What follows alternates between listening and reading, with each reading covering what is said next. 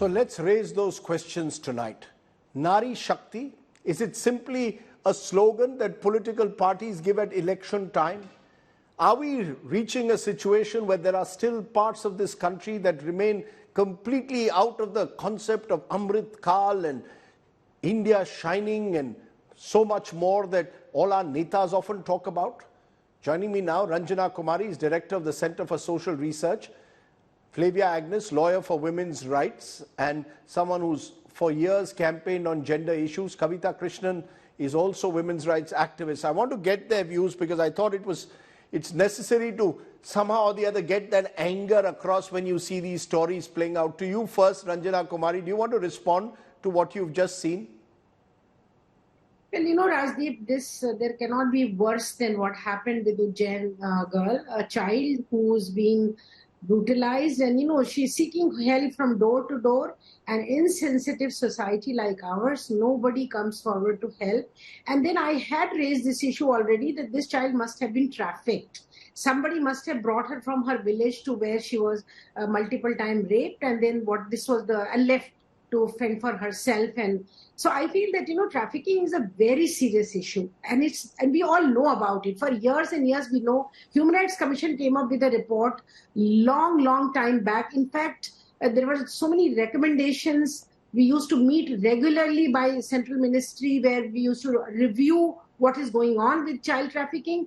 But the reasons, and after COVID, nobody has paid attention to it, that the girls who have been withdrawn from the school, who are not going to school, who have gone back with their parents to their village, what happened to them, and that's what is happening to them. Because of extreme poverty, these girls have been now brought back they are saying parents, but this is the condition of the family that they have been brought back into the and traffickers are not being really nabbed by the police. Law has not been effectively implemented. Less said is better about this whole issue, because nobody, no government, whether it's in Madhya Pradesh, whether it's Rajasthan, Jharkhand, even Odisha, all these governments, everybody knows that from these interior areas, the children have been brought, the girl children, for the brothels, for these dance parlor. I just recently heard that Odisha has reopened the dance parlors. So I think this is what is the kind of situation the girl children have been pushed into, and no government. I will not really go for any kind of political statement here, because no government so far has really paid any attention to children being sold and exploited, and girl children being brought to the brothels of this country, and also for organ trading. Now, it's not only just brothels and sexual exploitation and abuse, but also for all forms of organ trading that these children have been sold for. We want to make it clear, there's a Congress government in Rajasthan and there's a BJP government in Madhya Pradesh. And these two states in the heart of India are the worst at the moment when it comes to crimes against women. So this isn't about BJP versus Congress. It's about completely the manner in which society, and dare I say at times a failed law enforcement machinery, has not been able to create an environment where women are made to feel safe and secure. Kavita Krishnan, your first reactions to that human trafficking story and the horrific story that we've reported also from Ujjain over the last couple of days.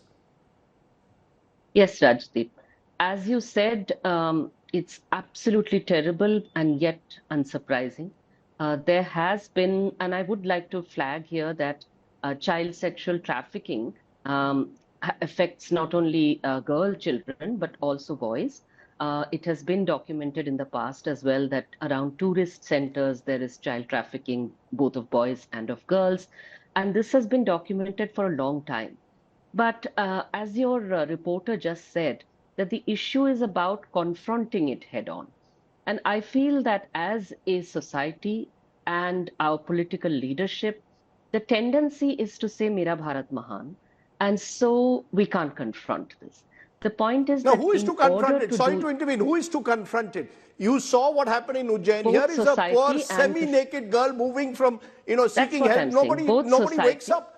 How long are we just going to blame? It's not just the leadership, it's civil society also. I said society and the state. I didn't say only the government. I said society and the state. The tendency is to say that our society, our country is above question. So everything is good, and there are some bad people somewhere who do something. The fact that the society is complicit in this, as you said, that it really, our society sees women as commodities, as property, which even parents can simply trade in, you see. So if one sees it, if one understands this, if one confronts this as a society, as a state, I think that a difference can be made.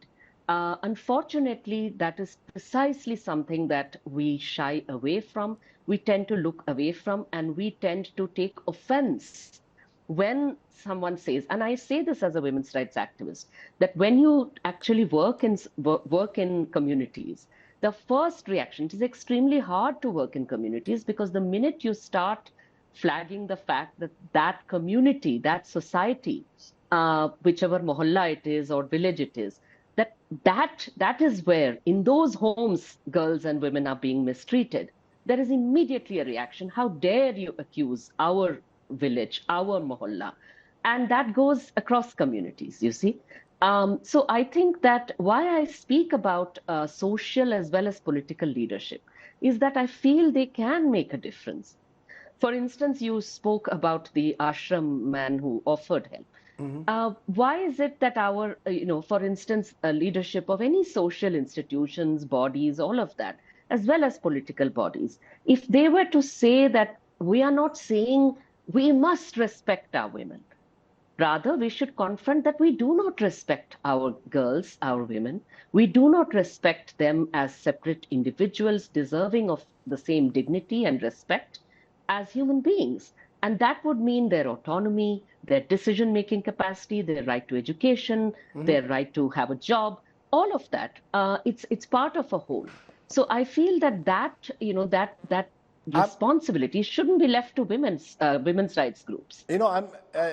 There is a legal issue as well, Dr. Flavia Agnes, because the fact is that human trafficking has existed. These stories have, this is one of those worst kept secrets. It's known, it's only been flagged up. This investigation brings it out into the open because you're shocked by the openness and candor where even parents are talking about selling off their children. Is there a legal way in which you can send some kind of a deterrent? Do you believe that the law itself does not offer that deterrent? Yes, I think so. I think it's a total failure of law and order.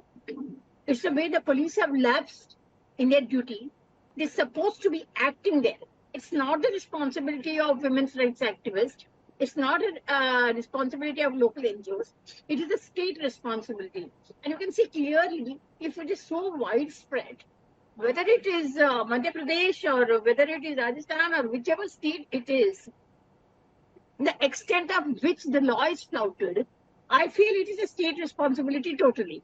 It is not a question of somebody vigilant or somebody... You're saying the state simply does not enforce the law, or and as a result of which people feel no sense of fear that if they were to engage in human trafficking, they would not be prosecuted? There are two things here. One is the way the state functions or state lapses. And second is patriarchy. How the family itself colludes with this and sells off their daughters. And that's what is horrific in this. That you... But obviously they do it, ma'am, because they have no fear of the police.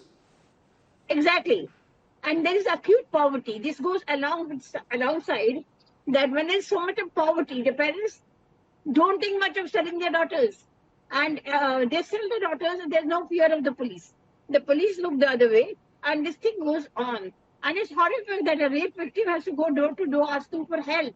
And such a thing cannot happen or should not be allowed to happen.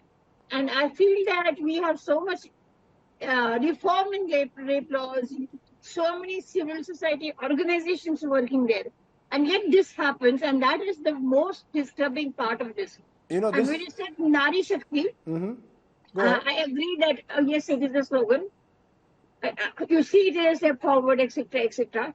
But when this is the ground reality, and you don't address economic issues, you don't address state failures, and then you bring out a law in parliament, saying Nari Shakti, that is a mockery of the whole situation. This is what I feel. You know, given that, Ranjana Kumari, we saw the manner in which, in the last few days, celebrations of a women's reservation bill being passed, 33% reservation. It is an important bill, no doubt about it. But the recognition that women's empowerment cannot simply be done through legislation in parliament. It requires multiple organizations at multiple levels to be committed to it. We had, after the Nirbhaya rape, a Nirbhaya fund that was set up. But in many states, even the monies of that fund have not been fully used. So you ask yourself that somewhere down the line, we will show this story today, come tomorrow, it will be forgotten. And once again, until the next heinous such crime happens, we will find that the system doesn't respond. Are we celebrating prematurely the belief that we have arrived in a way with true gender equality? Well, Rajdeep, there are two issues that you're raising here. One, of course, is getting women more space in political arena, and that's been 75 years of the independence, and women have not been allowed to enter that space in the way naturally a democracy should have brought about the situation where women will participate. So I think women reservation bill is a huge step. Let me not undermine that. And I think this is no other government could do it. And if this government has done it, certainly it is a huge space. And I'm sure women's leadership coming forward in a critical number is going to make a lot of things change. Because, can you imagine a parliament which has till date not discussed a report on trafficking situation in the country? You are raising this issue. But, not even once that there has been a proper report presented to the parliamentarians, and no parliamentarian is asking that question. What is going on? Why 12-year? No politician speaks when 12-year-old runs around for some kind of a help and support when she is bleeding on the streets of Indore. Nobody wants to come forward and help. So on the one side, there is a kind of insensitive, decaying values and systems in the society where they blame the victim. If something has happened to the women, it is they who are responsible. And that is why they don't react. They don't come forward to help. On the other side, when the political space gets crowded and controlled totally under patriarchal political parties, then, women are not able to raise any voice there also. So how do women live in this country? What should we do? So I think women reservation bill is a huge step. Let me not really, and my whole life struggle. I cannot in no way, accept. I'm not minimizing it. I'm not minimizing it. I'm saying there are other real issues also out there that need to be addressed and also need to be prioritized. Is all I was saying. Kavita Krishnan, you want to respond? You want to respond that there's a sense. Yes, there's a sense that some of the noise that we make, the slogans that we have, as Flavia Agnes was also putting out, do not reflect the ground reality. I think it goes further than that. See, the point is that how will change come? Change comes by, by persuading communities to look within, to recognize for the country to look within and recognize that the problem does lie in our society. And then change can happen. And about the political sloganeering, I think the problem is, if it were aspirational, that's okay. But the point, I think, is, and it is, here I would have to say that your most popular leaders, this is a government that, at the center, of course, the state governments, they are absolutely responsible for the police complicity, which Flavia correctly flagged.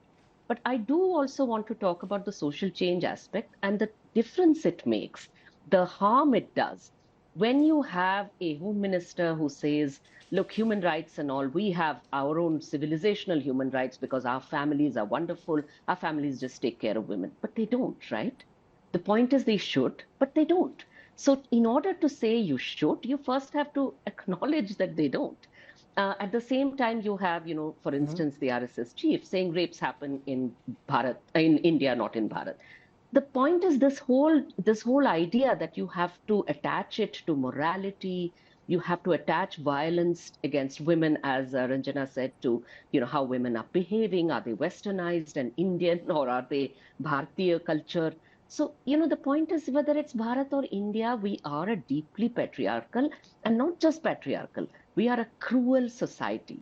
We are a society which does indulge in deep cruelty. Of course, there's a lot of humanity as well.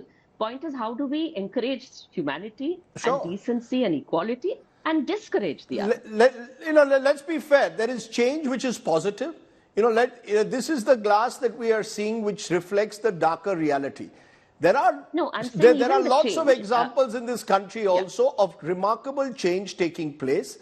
No, the point is that change, I'm not saying change doesn't take place. Change takes place when women fight, when women Right. resist. Okay, no doubt. But the point is that that's great. But my point is that those who are responsible for change, even the women's reservation bill that you're saying, women's reservation is important, as you said. We've been demanding it for 3 decades. The point is, even now, we do not have it, you see.